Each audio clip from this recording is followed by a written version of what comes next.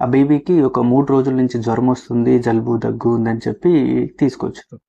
కానీ బేబీ తీసుకొచ్చిన తర్వాత తను ఆల్టర్డ్ సెన్సోరియం అంటే కొంచెం మామూలుగా యాక్టివ్గా ఉండే బాబు చాలా డల్గా ఉండడము, దాంతోపాటు కొంచెం ఆయాసం ఉండడము చూసాం. దాని తర్వాత దానికి సంబంధించిన ఆక్సిజన్ కానీ యాంటీబయాటిక్స్ కానీ అవన్నీ పెట్టడానికి చూసాం. కానీ ఆ, తేలింది ఏంటంటే తన లివర్ బాగా వాచిపోయింది. దానికి సంబంధించిన టెస్ట్లన్నీ చాలా అబ్నార్మల్గా ఉన్నాయన్నమాట. అవి ఎందుకున్నాయని మళ్ళీ హిస్టరీ క్రాస్ చెక్ చేస్తూ ఉంటే ఆమె ఇంటి దగ్గర పారాసిటమాల్ డ్రాప్స్ తీసుకొని ఆ డ్రాప్స్ని డ్రాపర్తో వేయకుండా స్పూన్లో తీసుకొని స్పూన్తో వేస్తూ ఉంది అంట. ఒక 3 days నుంచి ఆమె ఏం చేస్తుందంటే ఆ స్పూన్తో జ్వరం వచ్చినప్పుడల్లా స్పూన్ అంతా కలిపి పిల్లవాడికి పోస్తుంది.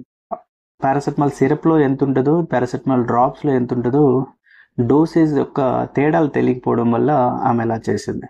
అంత పారాసెటమాల్ ఎక్కువగా తాగేయడం వల్ల పిల్లవాడి లివర్ పైన లోడ్ ఎక్కువ పడిపోవడం వల్ల లివర్ చెడిపోయింది.